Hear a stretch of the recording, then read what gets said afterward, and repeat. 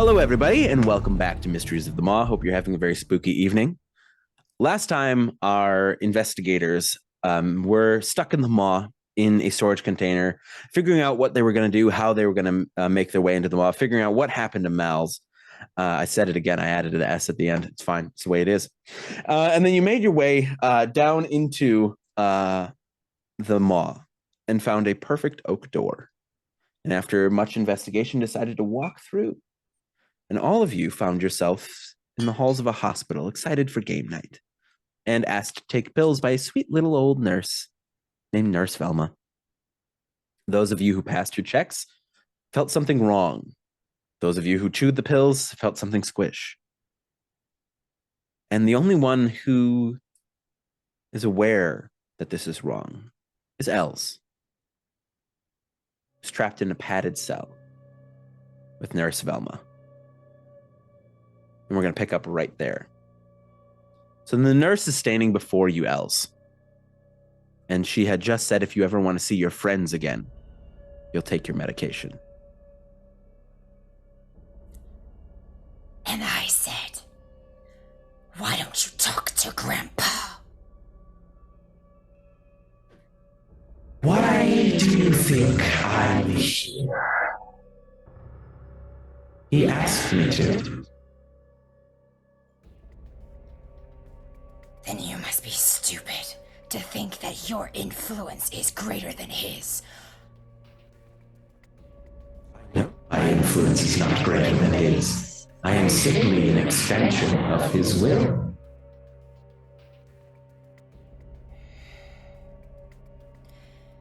Since I am conscious, drop the disguise.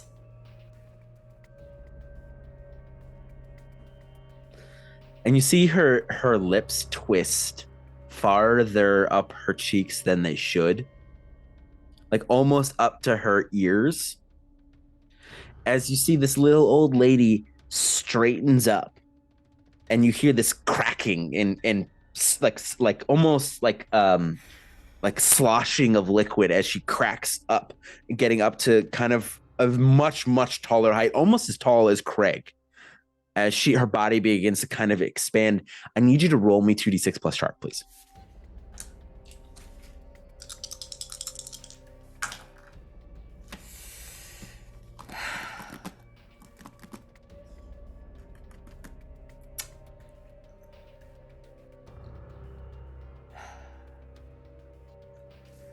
I'm going to use a luck point. Okay. So as you're looking at her, it like your eyes kind of hurt taking in this visage as her body's twisting and contorting. But then the padded, like as you blink, the padded cell is no longer a padded cell. You feel not pillows beneath you, but you feel the writhing of tentacles and the floor moving beneath you. Your arms are stuck amongst all of this black goo. You see there is very, very faint light, and you see the creature before you is not a sweet little old lady. You see it has the body of an arachnid, of a spider, that's about 12 feet wide. And it has the face of, you know what the predator looks like when it opens its maw? Where it's kind of splayed out like this. And it has about, you count a dozen eyes along its head. Mm-hmm. With this layer of thick black ichor just kind of all constantly dripping from its maw, from every bit of it. As you see, one of the tentacles is wrapped, here, and you around your neck, and you look around and you see your friends all in similar situations, locked in the goo with their heads down, with a tentacle around each of their necks, all face down. So my question for you as the keeper, based on our conversations before on what a luck point means to Els, does that do anything to the tentacles? For you in particular? Yes. You feel, and whether you decide to make this known to her, you feel your hands, especially your left hand, is a little bit looser than it used to be. You can move it a little bit more than you could before.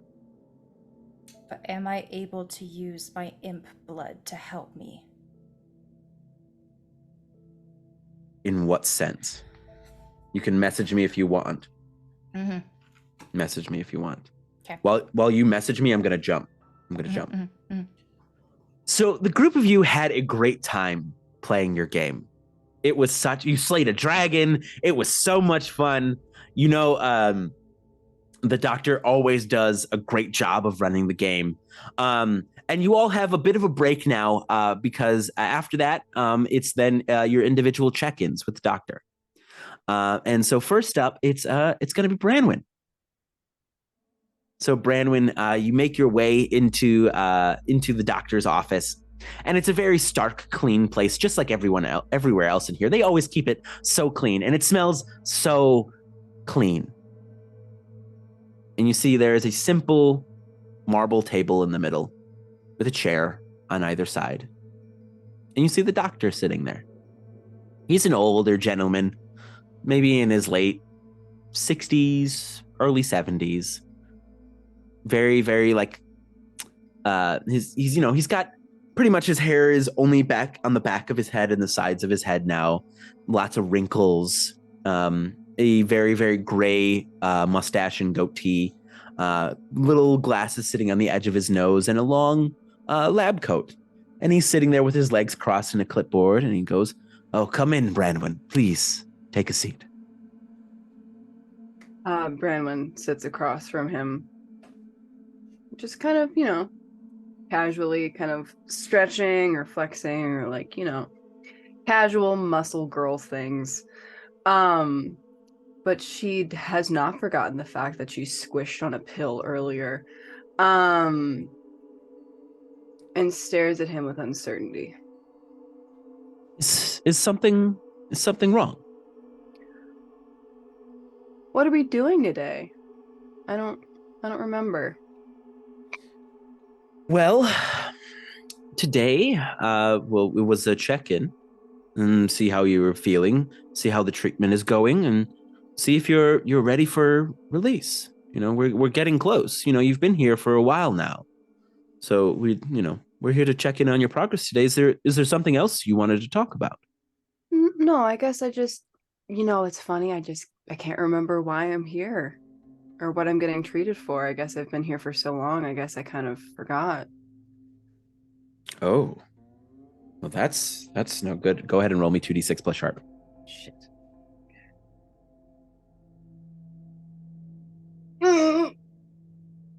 That's a 4. Take a harm. CB, take a harm. You suddenly remember. Well, here. He goes, "Well, don't you remember, Branwen? It's a bit of a painful, part of your, you just couldn't live up to the expectations at the core, and you got a lot of anxiety about it, and well, your mentor decided this was best for you, and so he brought you in so that you could get treatment, and perhaps maybe one day rejoin the core when you're ready. But for right now, your anxiety was kind of running your life." And you believe him, Branwen. With that 4. Okay. Right, yeah. How is Ivar doing? Have you heard from him at all? He hasn't called, so we're not sure. But I can see if we can send a message, see how he's feeling. But now let's talk about you. How are you feeling right now? I feel obviously a little bit confused and disoriented. I don't know what's wrong with me today. Did you take your medication? I did, yeah. I remember I took it right before D&D. We had a great session, by the way. I love playing a barbarian. I think it's really fulfilling. It reminds me of the days in the core.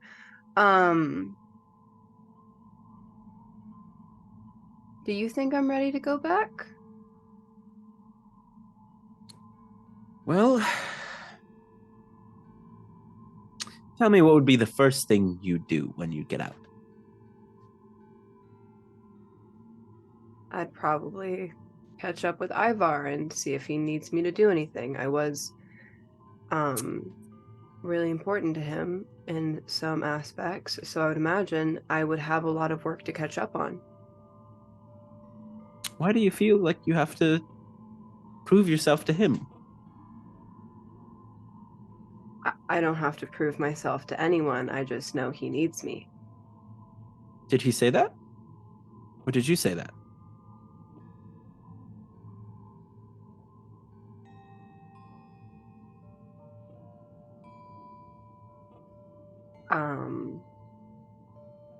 He never said it in so many words, but sometimes people don't need to say things and you just know they exist, you know?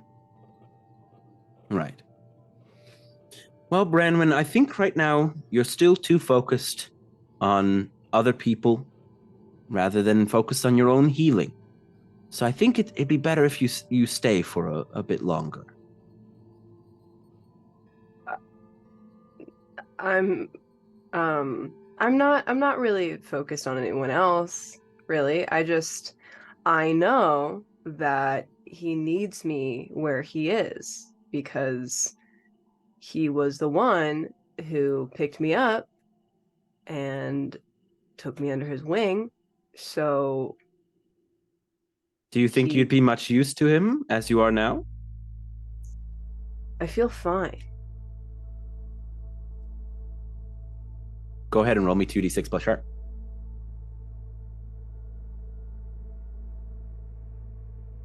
Fuck! Oh my god. Wait, I'm bad at math. Hold up. Nope, that's 6. Wait, 6? 6? 6? 6? Mark a harm. CB mark a harm. You're not okay.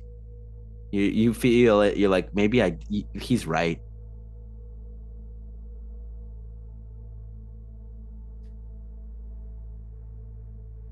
Well, what will it take for me to be okay? Well, make sure you take your medicine every single day. Besides that. And you start thinking about how to better yourself rather than bettering someone else's situation. But I am already better.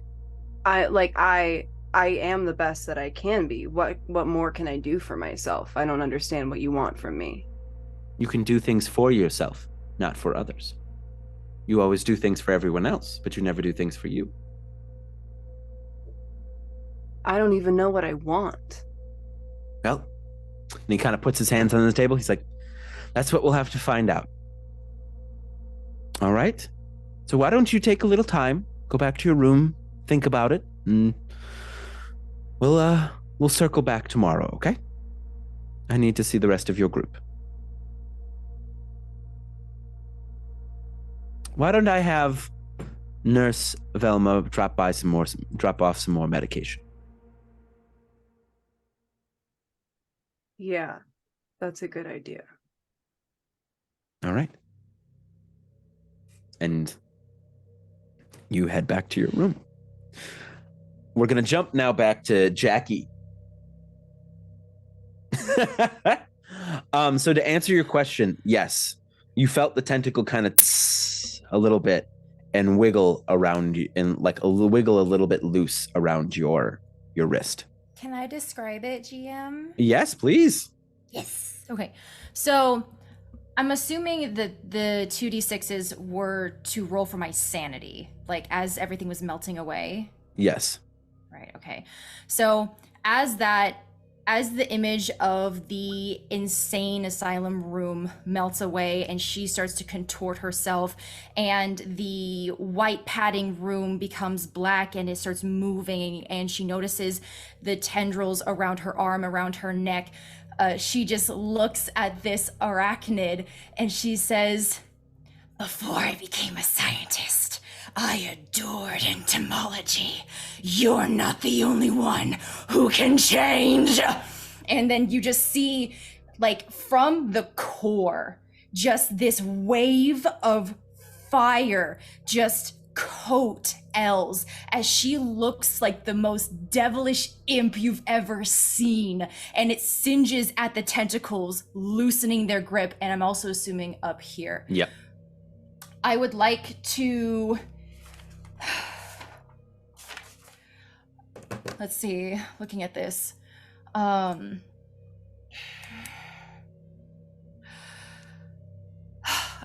Either read a bad situation or investigate a mystery before I do my next move. Give me read a bad situation. Okay. Okay. A 7. A 7. Okay, so you get to What's 1? ask me one thing.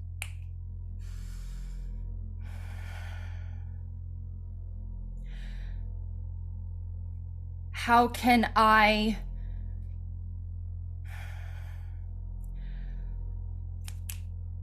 bring to consciousness my comrades?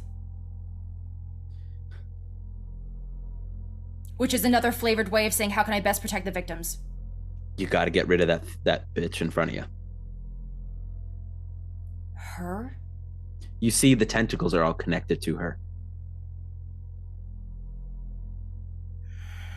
Okay. So as the tentacles are singed and Els takes the opportunity to jump out of the tentacles, if you will allow that. Sure. And she's going to... They won't wake if I release them from the tentacles? You're not sure. Yes. Who's the closest to me? The one right next to you would be Kreg. Come on, money man, help me! I'm going to take a precision strike against the tentacle by his neck. Okay, go ahead and roll to kick some ass. Oh, you have precision strike. You have a whole specific thing, right? I do. Precision strike, when you inflict harm on a monster, I aim for a weak Oh, spot, okay. and it So adds roll to to it. roll to kick some ass. Come on, please, please, please, please. Okay, that's it. No, I don't know what the other dice is. Wait. Oh, both 5s. That's a 10 plus, what, the tough? 11. So kick some ass. Oh God, where's the rule? Oh God. On a 10 plus, choose one extra effect. You gain advantage, take one forward, or give one forward. But because I use a precision strike, I also inflict 2 harm on the tentacle by his neck. And I want to give one to him as a help action to get him conscious and awake on his next move. Okay. All right. So you did, and then do you still take harm then on a 10 plus? Yeah. Kreg? Okay, yeah. I think so. So describe one more time what you're doing to this tentacle. Let's see. So as I jump up, you said that they were pinned to the wall, so I think Els Yeah, they're just kind of like in the wall almost, like Okay. in the in the goop. So I think Els kind of like hops like on top of Kreg, so just in case if the arachnid tries to hit at him, she gets hit instead, and she's going to tear at the one around his neck, and using the 10 plus kick some ass, I hope to give him one forward on his next roll. Okay, cool. Because this will be kind of happening. Their time is almost in bullet time, so like that will help him definitely. So you claw at this tentacle, and she shrieks, and you feel this burning hit your back as you take one harm as she spits venom at your back. All right, so now we're gonna jump back inside. Wake up, money man! Kreg, it's your turn. So you walk into the room, you see the doctor.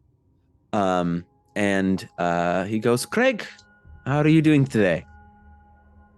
I'm doing rather well. Our session went wonderful. We had a lot of fun, and it's a great time to kind of distract from, not that being here is bad. It's good, and it's just sometimes it can be tiring. Of course. And how do you feel you're adjusting after going from, well, your life before to now?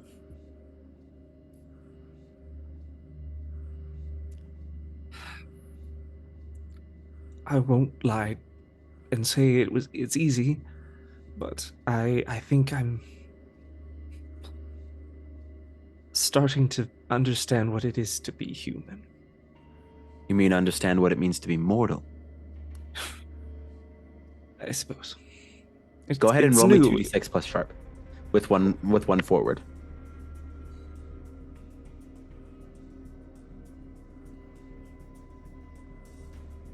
Oh no, buddy.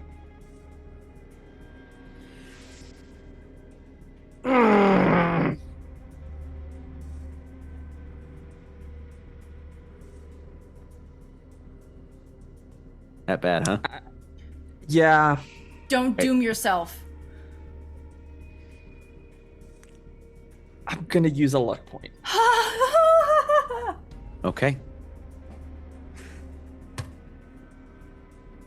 So the starkness of his statement, what it means to be mortal, referencing your one of, but perhaps the deepest secret you keep, almost hits you like a freight train. Mark experience for me. And I'll let you respond. Yes, I don't remember talking about that just yet. Well, that's the whole reason you're here, Kreg, is coming to terms with the fact that you are no longer, and he just kind of gestures to you. He looks at his hand. And he just grabs his hands together to feel his temperature. Would you say in what the normally frigid, cold, very not warm hands, is that what it feels like? It feels warm, which is wrong, which is another thing that you know is wrong.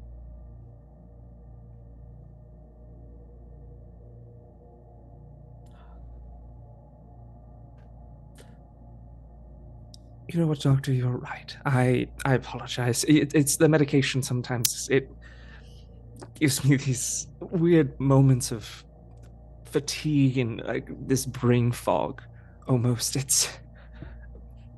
It can be a bit of a bother, but I know it's meant for the best. Of course. Perhaps we should change your dosage. I think that would be best. Yes. All right. Well, I'll call Nurse Velma and we'll get you a different dosage. How about? And you see, as he's about to say, "How about that?" You hear him. You see him kind of like wince, and he goes,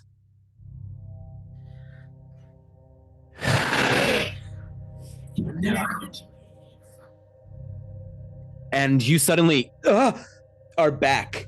And you see Els is on top of you. Els going, like wincing in pain. And you're covered in goo. And you see this massive arachnid creature making its way towards you. What do you do? Am I bound? Are my hands stuck? You're stuck in the muck.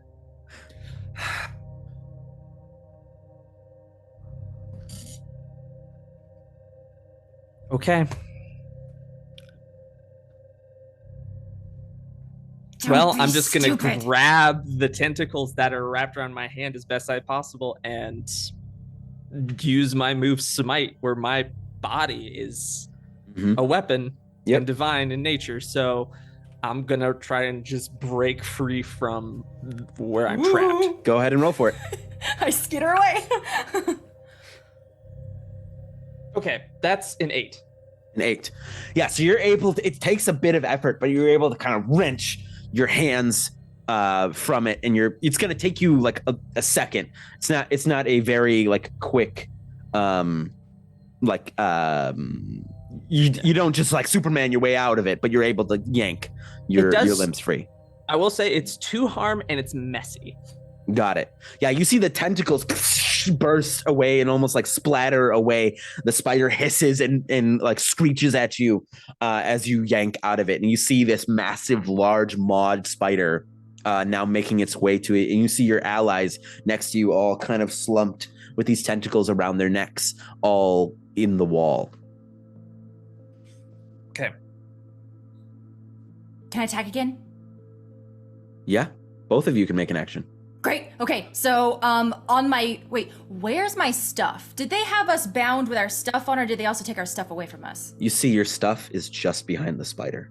Fuck. You see like all of the things that you guys were wearing, except for your clothes, has been kind of tossed in the corner. Okay.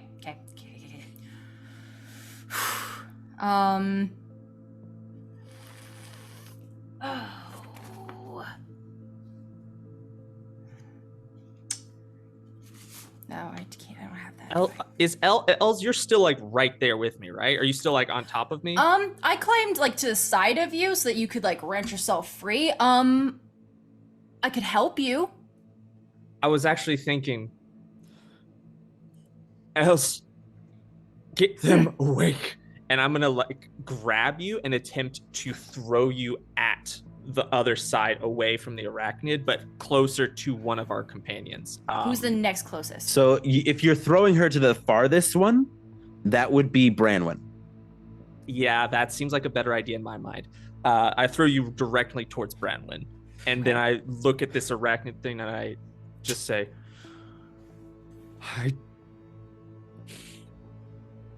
this is it. No more. You're not getting in my head. And I'm going to try to just antagonize it as much as I can to keep it away from Els.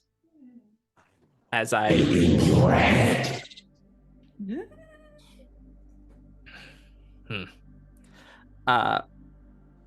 To help with my antagonization, Yeah. I pull out my whip that I can just pull out of nowhere. Right. You just have your shit on you. Yeah. I just have all of my stuff on me. You keep that thing on you. Yeah. I'm always packing. And I'm gonna like... I don't know if I can make an attack just based off of how many actions I can do, but I just want to like whip it at it to like...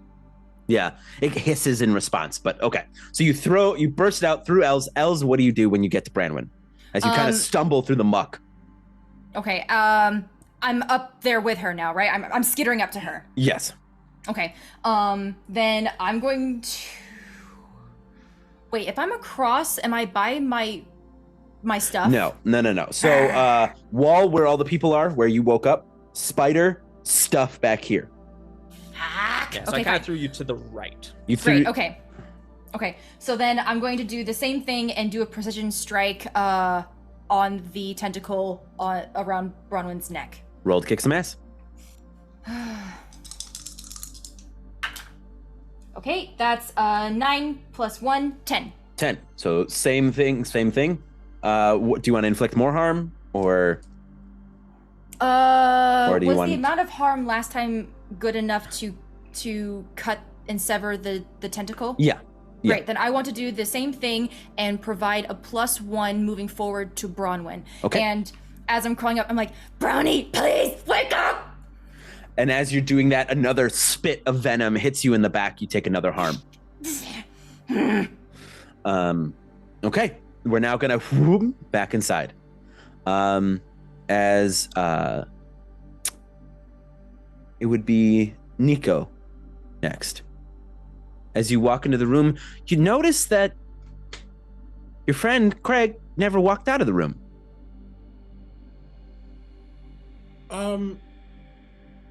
Okay. And I think he's still thinking about before they play Dungeons and Dragons, because he still has that sliver of knowing something's off. Mm-hmm. Question. Mm-hmm. When Branwen was in the room, which was for Kreg, and Nico was taking harm, Mm-hmm. In between that time, do we have access to what the things we can do? like our own moves and things in this You can in this try. world. I hate that.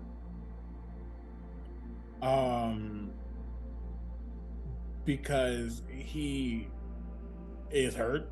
Mhm. And You feel weak. You feel so weak.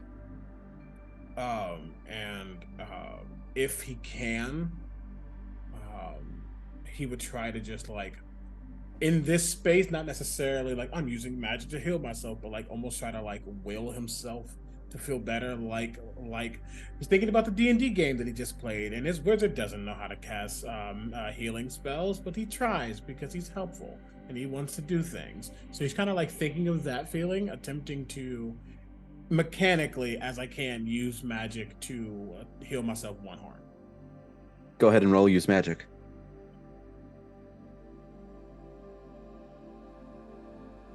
Okay. That is a 9.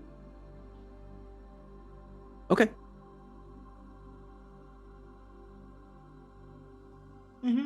Okay. Does it do anything? Nope. Okay. I think he definitely there's a moment of like uncertainty, whether that's uncertainty of what he's going through and or uncertainty of what's going to be behind the door. But he puts on that very serious, stoic kind of face, smiling just slightly as he walks in. Well, Nico, how are you feeling today? I think I might have strained my head when I was trying to remember what spells I could use earlier. Well, you looked deep in thought during the whole game, and that's why I wanted to make sure you're doing all right. Yeah, maybe I shouldn't play a wizard. Maybe I should just play something that's easier. Maybe, but don't sell yourself short. You play whatever you enjoy. So, how do you feel your progress has been?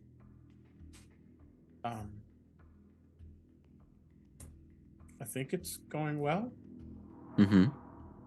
I think I'm doing well, but then I told otherwise, so I don't really know. Well, it's after your breakdown, after your conversation with your father, I know it's been hard for you. So we just want to make sure that you are feeling all right.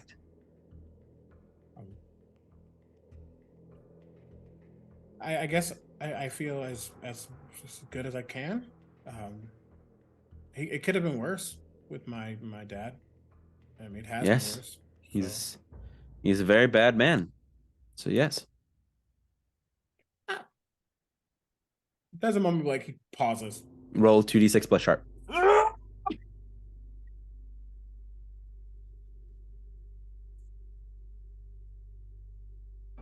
8. 8. Mark an experience. Okay. Mm-hmm. Your understanding of your father, your understanding, not this version of Nico in here, your understanding of your father kind of kicks in. This guy's, I've never told this guy anything about my father, kind of comes into your head.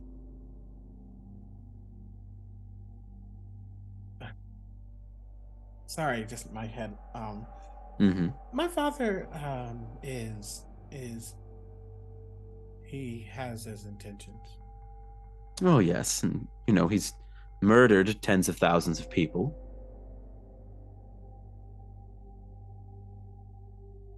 I can't talk about what he's done, but I don't think if you know the why, then you wouldn't. Well, the way you're framing it, it's bad, sure, but you know what we've lost. What he lost. I assume. I mean, you've told us why he's on this grand crusade across the stars. But how do you feel that he's using you to get him back?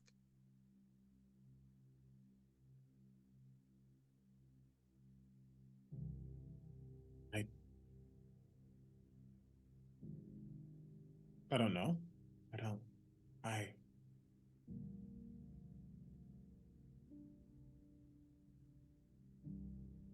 Family.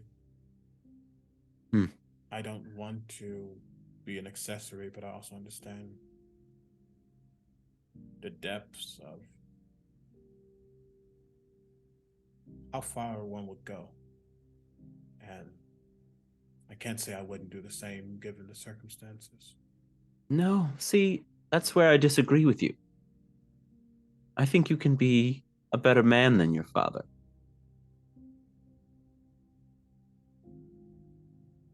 I think that I can try my best to be my own person, and that's what I try to do, but... Would you like to see the type of man your father was?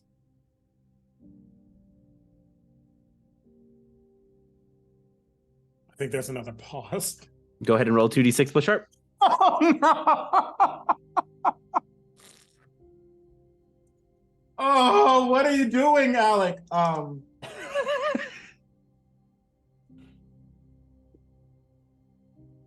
12.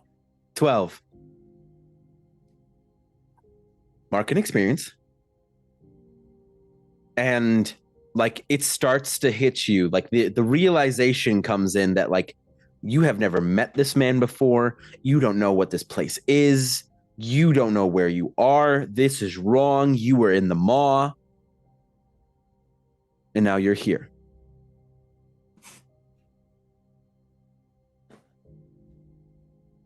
I think he's been kind of hunched over. His voice shifted, but he's been hunched over. He almost fully comes forward.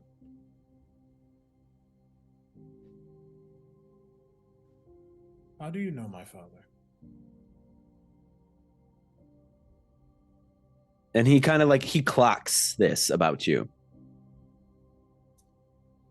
And he goes, because your father spent the better part of his journey attempting to destroy us.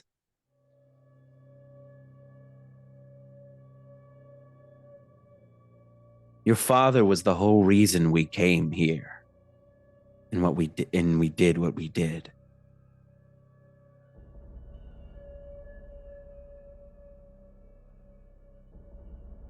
Do I feel completely like I feel like the jig is up. Okay. Yes, you feel you.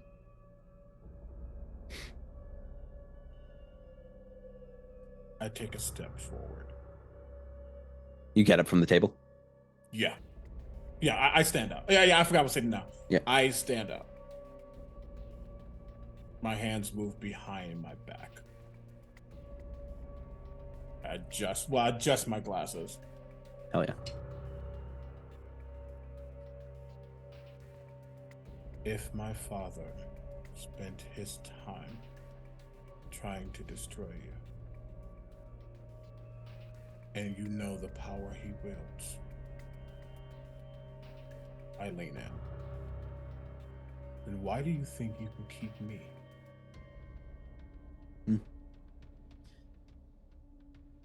We know your father burned the stars looking for a dead son and drove us here.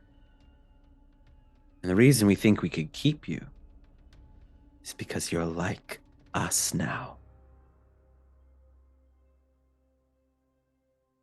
Then if you know my family, you would understand that I'm not like you. If anything, you've given me something my father didn't have. A way to actually end you. And CBU gasp, and pink sludge, or not pink, black sludge spits out your mouth as you see this massive arachnid before you. You see Kreg facing this thing down. You see Els clawing at this tentacle around Branwen's neck. And you are stuck in the muck. What the fuck is that? Els would probably be the closest one to you. That's Nurse Velma. Okay. I'm like locked in, stuck. Yeah, you're stuck in the muck. So you can roll for it to try to get out. And then I'm gonna hit you all who are unconscious, and then I'm gonna go back inside. So think about Luke and Els what you want to do next. Then immediately I will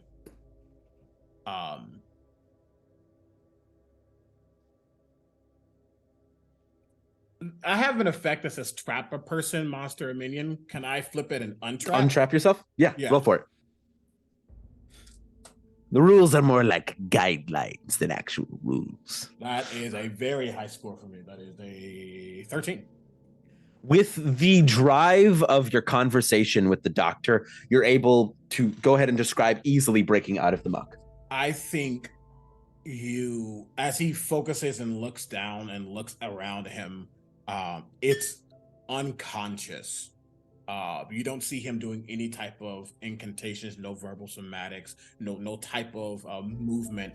You just see suddenly from his feet, you see that fractal, that stained glass just suddenly start to break and come upon himself. And as it almost coats him, suddenly it explodes. And you almost actually see the physical manifestation of this power in that stained glass form. Just glass shatters everywhere. And as it does, it forces the muck completely off of him. And as it comes off, the magic along with that muck is almost disintegrated into one. And it's all gone.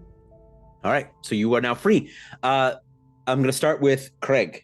You are facing down this creature. What do you do? Using the move I got when I leveled up last episode. Mm-hmm. I don't have to roll for it. It just says I do it. Okay, what is it? The move is Angel Wings. You can go instantly to anywhere you visited before or to a person you know well. If I want to carry people with me, I have to roll things, but if it's just me. Okay. So I'm got my arms free, and I'm assuming I'm free enough. Yeah, you stood up and you faced her. Stood up and you faced her, yeah. I'm going to flavor this. Please. What those of you who are awake see is Kreg turn into a little miniature blizzard.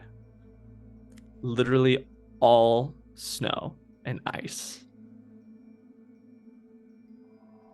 And move in a blink of an eye over to Mal. Yeah. Mal. Because... yeah. And reappear, still facing this arachnid thing, now standing back in the fleshy form. And I'm just going to reach down and grab the tentacle holding Mal down. And I just want to grab it and tear. Roll to kick some ass. So much better. Finally, a good roll. Let's go. Oh my gosh. Oh, all right. That's 12. 12. Pick what you want to do, buddy. Okay. Out of the given options,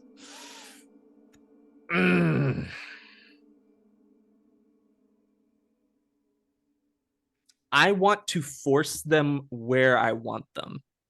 And where do you want them?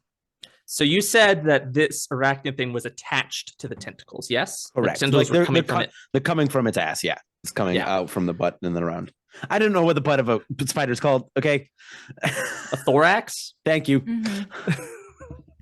I have high charisma, low intelligence. Okay. A sore ass? I want to take those tentacles and I want to tear them off and kind of whip them, kind of in the same way that I, maneuver my whip. That is my main weapon. And I want to like kind of fling it to the opposite side of the wall. So that way everyone else has clear access to their gear if they need it. And it's also the farthest away from us that it can be. Yeah, so this spider creature goes slamming into the opposite wall as you tear the tentacle, and it rips. It's still, one half of it still wrapped around Jonathan's neck, but the tentacle free as a spider careens into the wall. Taking 2 harm. 2 harm, thank you. Okay. And Els, what are you getting up to? You've just clawed Branwen free. Okay, so she's free. I'll look to Nicolai and say, "Can you get mouths?" You see my eyes are just almost like they haven't gone off from their fractal. And he says, in a very almost affirmative voice, "I'll handle this." And I'll look towards Mal. Okay. Thank you. So then Els is going to skitter over to her bags and get her flamethrower, cock it, and she's going to aim it at the arachnid and say, "Nurse Velma, time to take your meds." And just unleash the fire. Roll to kick some ass. Come on, please work. Oh, that's good. That's a 10. Plus 1, 11. 11. Okay. So on the 10 plus, you get to choose one extra effect. You gain advantage, or you can give forward. You inflict terrible harm. You suffer less harm, or you force them where you want them. I meant to also say precision strike. It's fine. You can say precision strike. It's fine. I'll say precision strike. Okay. The rules are more like guidelines than actual rules. Let's see. Okay, so then I'm definitely going to inflict more harm on her during this moment.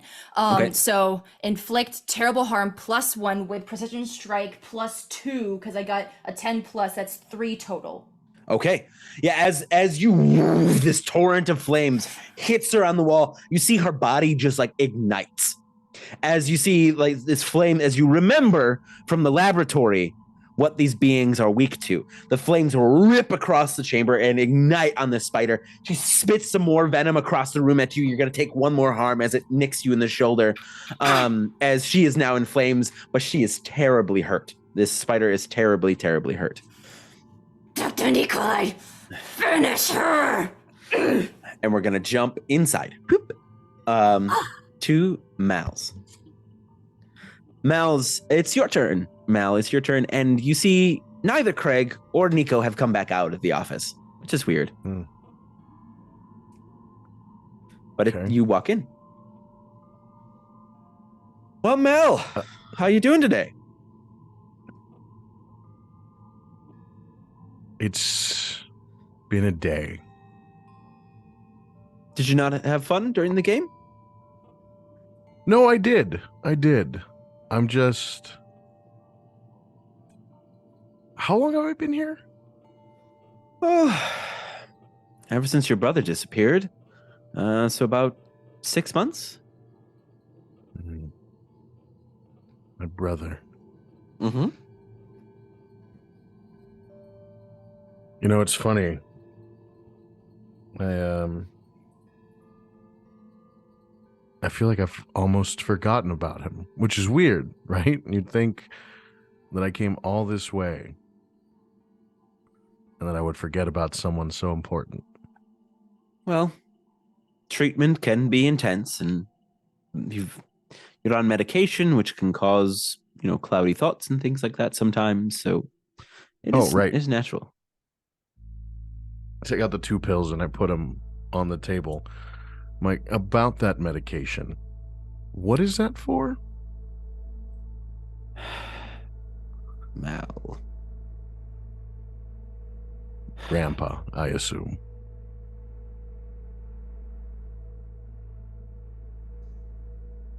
And you see he takes the glasses from the edge of his nose, folds them, puts them in his pocket, slides the clipboard to the side.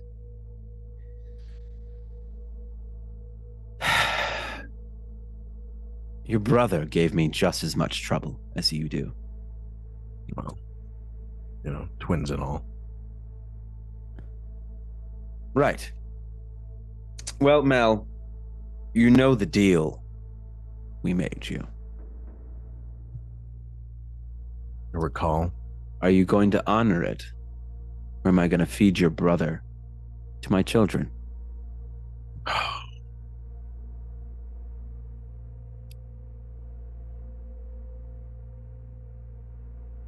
I love my brother. You know that, which is why we're here, why you're using this, why you're baiting me for this. Mm-hmm. But God, he would just hate me. He would hate me if I gave him up. Or if I gave them up, I should say, just to save him.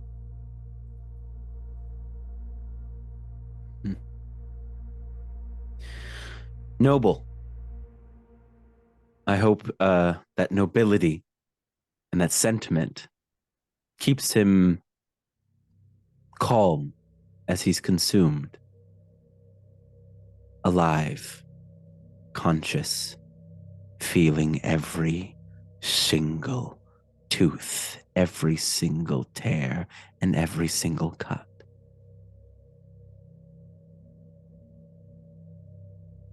I will sleep soundly, knowing that every instance of pain that you've made anybody feel, I will spend the rest of my life making you feel 1,000,000 instances of hurt. I don't care what it takes. Oh, and one other thing, Mal. When we take someone, they don't pass on. They stay right here. So you'll see your brother again, I'm sure.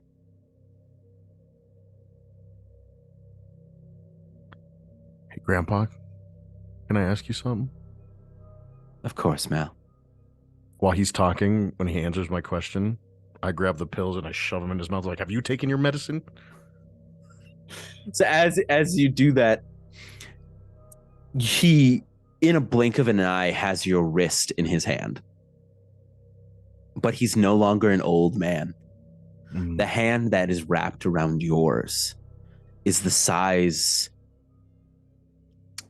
of, I would say, a large, very, very, very large, like beach ball.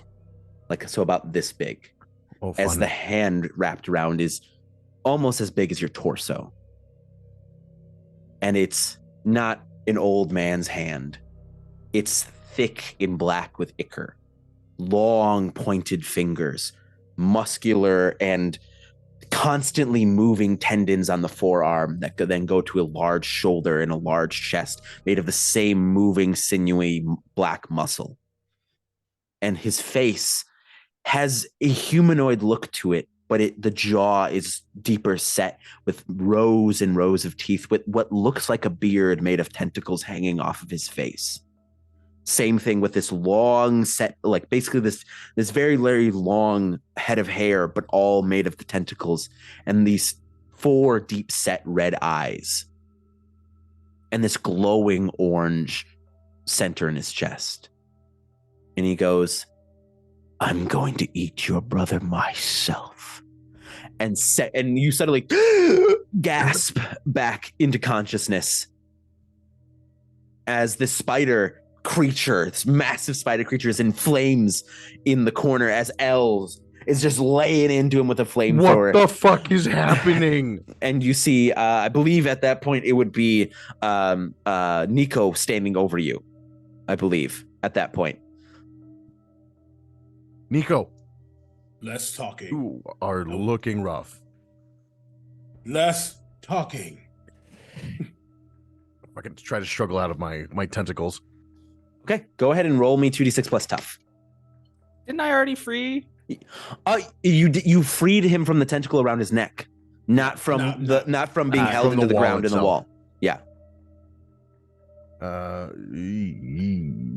8. Took 8. You're able to. It's not cool and flary and crazy. It's not an imp bursting I into like flames, slurp out, or not an angel bursting from the, or not like a master wizard bursting. Which is out. fine It's because I didn't see any of that before. Yeah, it's like I'm assuming everybody else just kind of slipped out too. Yeah, as you're just kind of like fucking wiggling your way out. I love that. But you are freed. Am I near our equipment? The path is now clear to get there, as Elle's just keeping this thing up against the wall where Kreg threw it and just laying into it with a flamethrower. I want to, if I can, do two things. I just want to rush towards my bat if it's easily accessible. It's in a pile of muck, but yeah, you can grab it. And I want to snag it and then just run headfirst at this fucking spider. I don't care if it's on fire. Obviously, I don't want to jump in the line of fire of a flamethrower, but whatever free shot that I can get, I just want to bash this thing. All right, roll to kick some ass. And then I'm gonna Sorry, go ahead. And then what I was gonna say is then I'm gonna get to the rest of you that are conscious, and then we're gonna go back in for Branwen. That's a hot. Where's kick some ass? Oh, it's just tough. That's a hot 11. A hot 11. All right, so go ahead and tell me what you want to happen. So you can gain advantage or +1 forward, or give a forward to another hunter. You can inflict terrible harm. You can suffer less harm, or you can force them where you want them. I'm gonna give +1 to the only person that I can see right now actively attacking it, which is Els. I also want to do a what could go wrong if it applies. You tell me. Whenever you charge into immediate danger without hedging your bets, hold 2. And then I can spend those to do one of a variety of things. Since I'm not assessing the situation I just came out of being in a weird one-on-one confrontation with a slime lord. Could we say that I'm hedging my bets and I'm just running through danger? Yeah, absolutely. Sweet. So how much harm do you deal? I'm gonna deal 4 with my 4 bat. harm. Okay. Yeah. Okay. And then I'm gonna reduce someone else's harm by 1. The closest person I think right now would be Els. Yeah. So the next time Els. Oh. Yeah, because you ran up. I ran past you, Nicolai. As you run up and you hit it on its head, you see it turns and its maw just kind of snaps at you. Take 2 harm. This bitch. Okay. Then we're gonna go to then Nico's, Els, then Kreg. Look at Discord really quickly.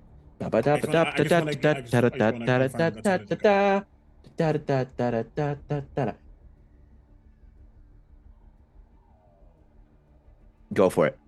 Okay. So because of that horrible therapy session, I leveled up again. Nice. I'm sorry. Right? That feels, like a thing. It doesn't feel as successful as it should. You're right. However, as Nico sees Mal free themselves and move, they feel confident that Mal can take care of himself, but more so confident that Mal truly isn't the mundane that they think they are. They have more in them to add to this group than they might think, and he feels confident and knowing that he'll be fine. With that, he no longer has to focus on him for a moment. He turns completely to the creature, cracks his neck, and as he does, it's like a miniature sound burst for just a moment, like glass shattering, but a lot more bass filled, a lot more concussive. He does it again on the other side. It cracks again, this sound also bursting through. And then he looks.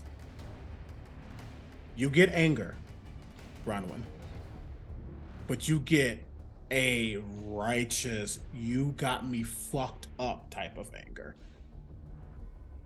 But you all first see that fractalization. I love that word, so I'm keep using it. You see it, shimmering all around him, but suddenly it almost surrounds his head, and you see like an origami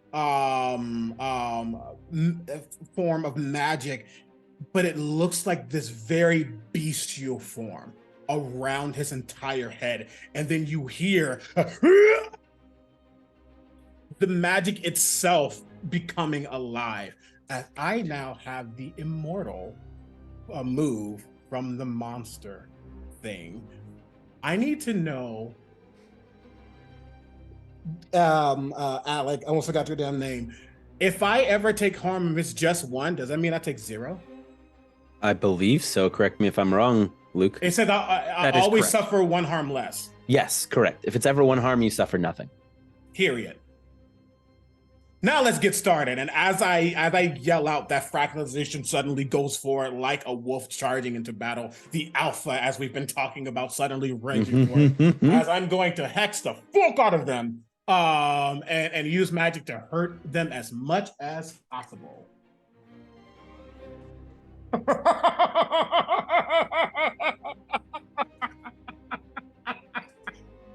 The dice are angry at you. That's a 14. Jesus. All right. That's max. I mean, how do you want to do this? I think about what Elle said. Handle the situation. Finish her. Finish it. Whatever the pronouns are, I will respect you as I kill you. But that bestial moment, as it surges forward, he doesn't leave his spot. It's like this magic is taking on a life, a sentience of its own, and it literally mauls at their neck, if they have a neck. It would be like in between the middle snowman part of the spider. And at that part, it maws at its abdomen and it rips out, and you see that black ichor flow out and dissipate as it's literally eaten. It takes another bite out of its side, and then suddenly it just goes to town, literally consuming this thing before it almost like a box that you can fold into itself. It suddenly just becomes nothing and poofs out of existence. Hell yeah. I'm going to jump inside. Branwen, you were dismissed from your therapy session, and you've been wandering the hall for a bit. Where are you going? I would imagine I'm probably actually going back to the rec room and not back to my own room. Okay. So you make your way to the rec room, and suddenly as you're going, the lights begin to kind of flicker as you're walking down the hallway. So the lights, go from the kind of bright fluorescent to then kind of bzz, bzz, bzz, as they're kind of like buzzing out as you're walking down the hallway, making your way to the rec room.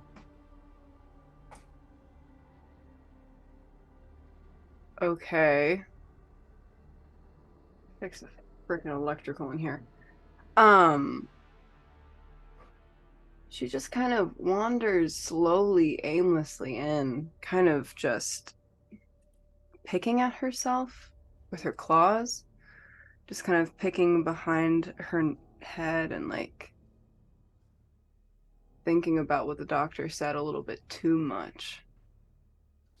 And as you walk into the rec room, the lights kind of turn off completely for a second, leaving it pitch black, and then turn back on.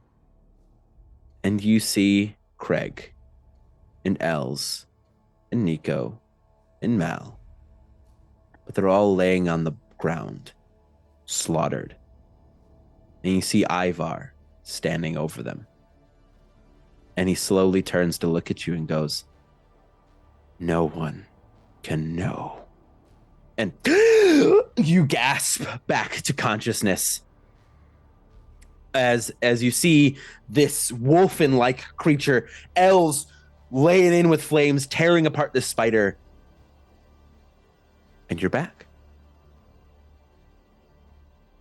I imagine that Branwen immediately feels the rage coming from Nico, and this causes her immediately to like almost regurgitate into her own bestial form, having her arms pop out in front of the other and her spine just extend from her back and her jaw distend, and she just fucking roars like and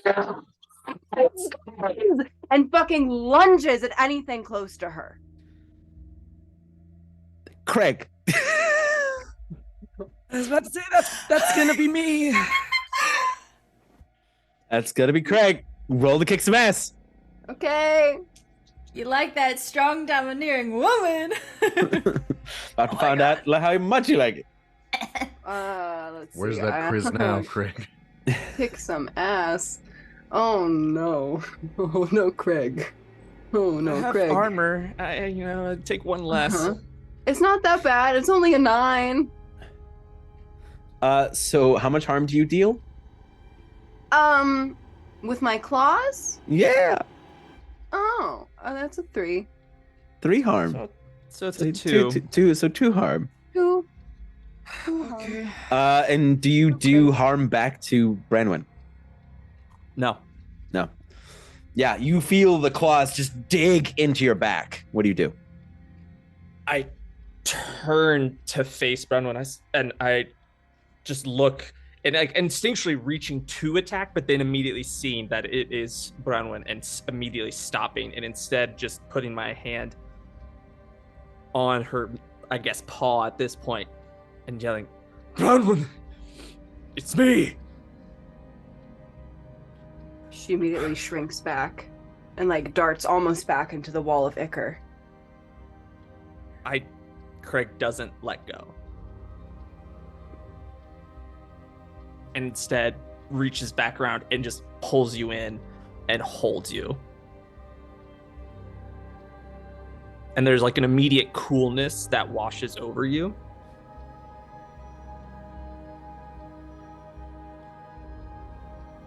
We're okay. Branwen.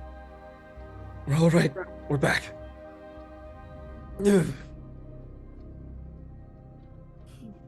Branwen freezes, feeling the cool run over her, and slowly starts to shrink and get very small and curl up in Craig's arms and just lies there. I'm so sorry. Nico, you feel shame. You feel hurt. And you feel embarrassment.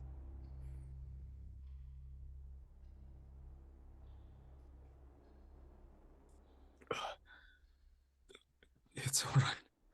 It's all right. You're here. I'm here. And I just kind of pull you in and like cradle the back of your head with one of my hands. And I'm going to try and do some funny healing thing. I get to roll cool. Okay. Which I'm Do it.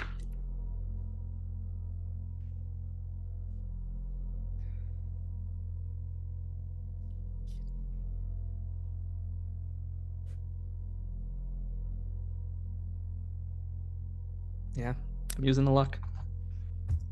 2 luck in 1 episode. Okay.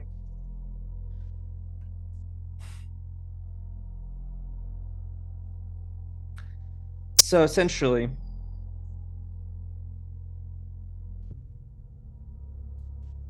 I heal 2 harm from you. And Nico will heal 2 harm as well. Yeah. We're back to being stable. Yes, I'm so Blake.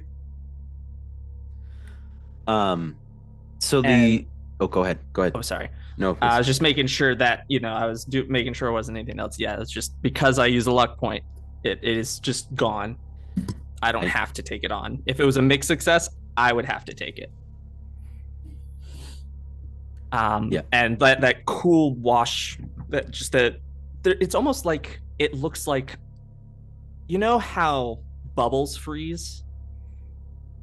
Like when a bubble freezes in the snow and like it really shows that crystalline nature, that almost kind of washes over your wounds. And it would then in turn, I guess, extend to Nico. Yeah. And it seems to like bind everything together. Kreg, can you give me a read a bad situation? I've had 1 good roll out of like 5 rolls, so we'll see how Sorry, this bud. goes. Okay, that's a lot better. That's just a straight up 10.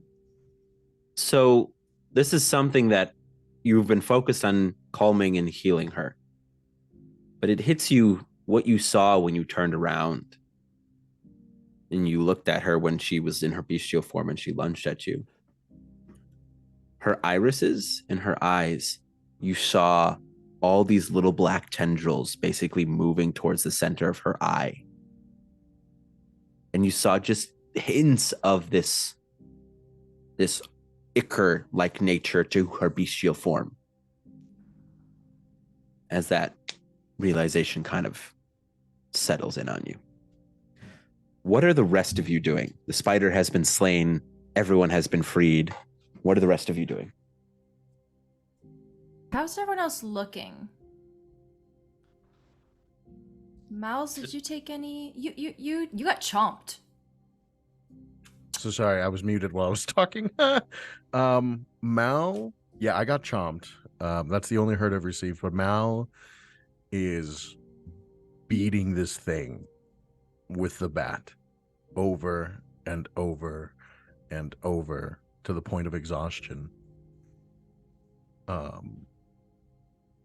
And with every bash, it's a, you piece of fucking shit. Take him.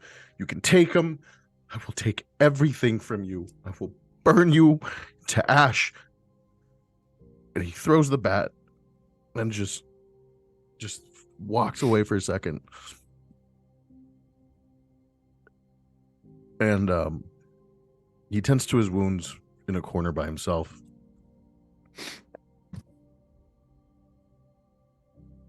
He's just got some gashes on his side from where he got chomped on the chest. And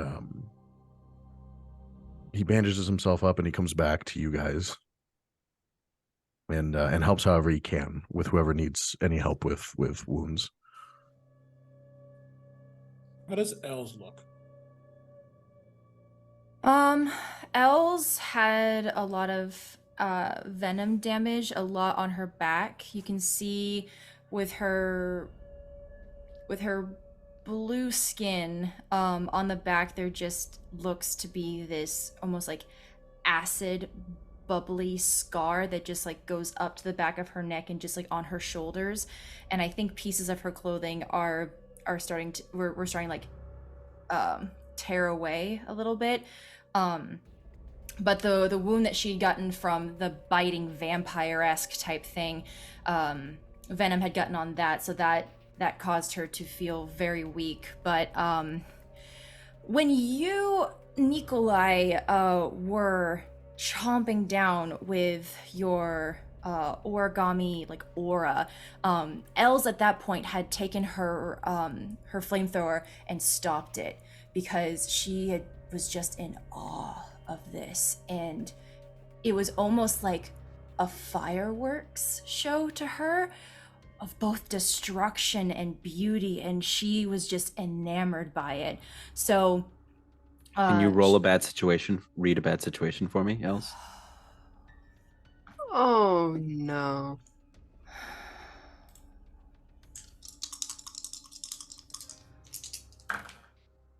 Okay.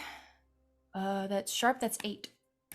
So Nico's eyes, when he normally casts his magic, has that stained glass prism-like look. His eyes still had that prism-like look, but it was completely black. Just you have that bit of information. Yeah, I think that as she's looking at the array of color from the magic that Dr. Nicolai conjured, she was just in awe, and she looks back and she clocks that his eyes aren't the same rainbow fractalized color that they normally are. And her heart drops a bit. And as Miles is beating the crap out of the head of Nurse Velma, I think Els will timidly go up to Dr. Nicolai and just kind of put a hand on his knee, because she's on all fours, but she's like timidly just going to let him know that she's near, and she's going to say, Dr. Nicolai, we should tend to your wounds. And with your permission, I think we should assess how you are doing.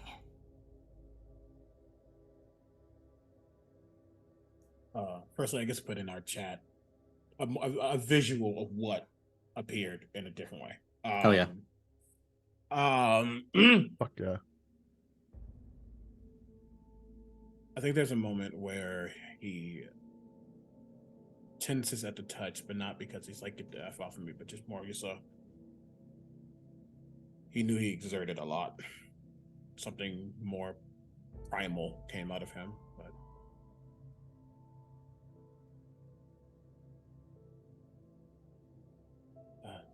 he looks down.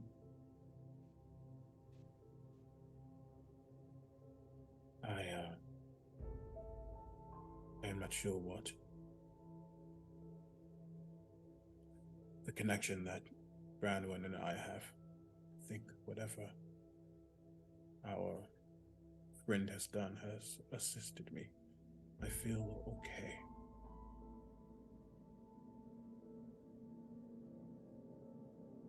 Then allow me to assess you. Please. He will. There is again a hesitation, but then he will get down on one knee to get closer to her, to allow her to do what she does. I will say he definitely is. He has 2 harm, but he looks a lot better suddenly than he did. Okay. So what I would like to do is, whatever the action is,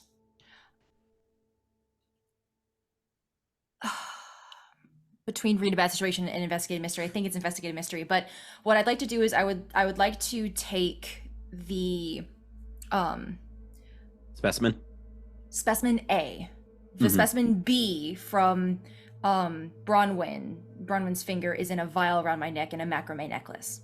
But I want to take the large specimen and place it in front of Nicolai, because the small specimen was trying to go after specimen A, and specimen A was fearful of it. So I want to see if this first specimen is scared of Nicolai. It's I terrified. want to see if it's spread.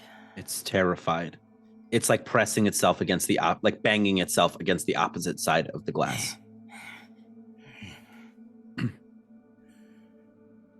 Dr. Nicolai, before we left to go to the maw, specimen B, And I show the little vial.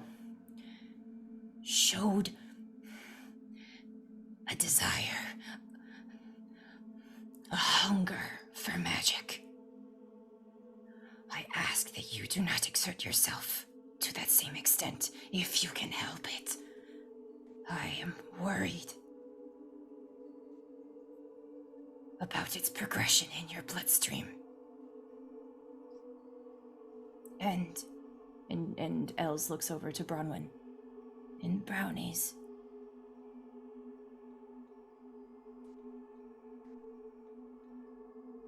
Whatever he has done,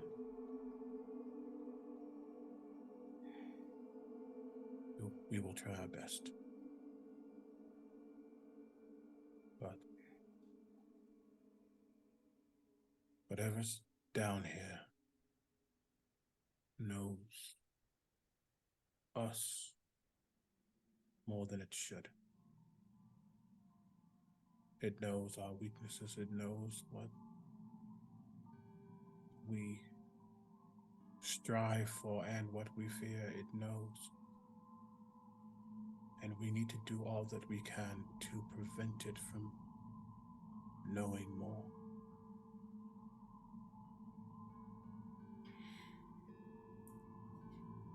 If it is any consolation,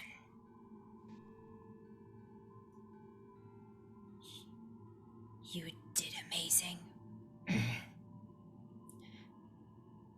And you should be proud.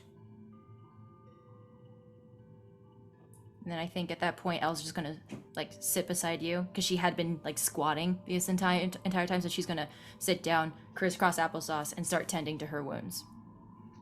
And as she starts, you'll see a hand suddenly go over her hands.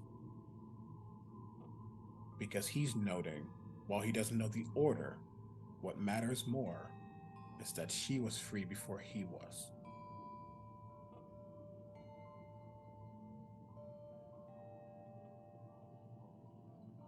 You are more than the world wants you to be. If only they saw it.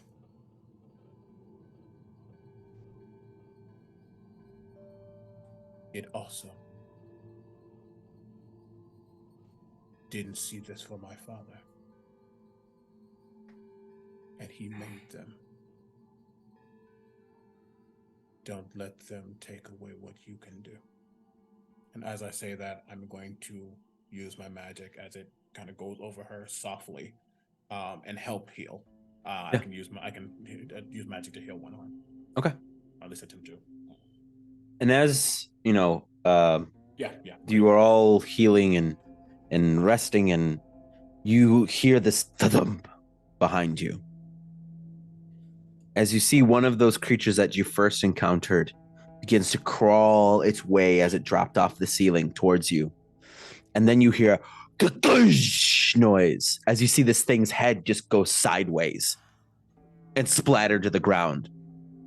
And you see from the staircase that you've now noticed leading down from this platform, you see a taller man with long black hair step out. And he's got basically what looks like rugged, kind of broken, for those of you who know them, warden armor. As he's got kind of like a long, scraggly, graying and black beard. And he holds basically like what looks like an old pepper box in his hand. The rest of him kind of disheveled and covered in muck and blood and cuts and scars. And he goes, "Who the hell are you?" And that's where we're going to stop for tonight. Huh? What? Thank you all so much for joining us for this episode of Mysteries of Maw. I hope you've had a fun time. I know we have, right, gang? Uh-huh. Yeah. I've been Alex Bard, your game master. Thank you so much to Sydney of Hightower as Branwen. Thank you so much as Latinos Against Spooky Shit as Mal's. Thank you so much to CriticalBard as Nico's. Thank you so much to Jackie Elena Chan as Els. And thank you so much to Tumidlynx as what? Did I say Mal's again? I said Mal's again. As Kreg. We will see you all next time. You all have a lovely evening. Catch y'all later. Bye.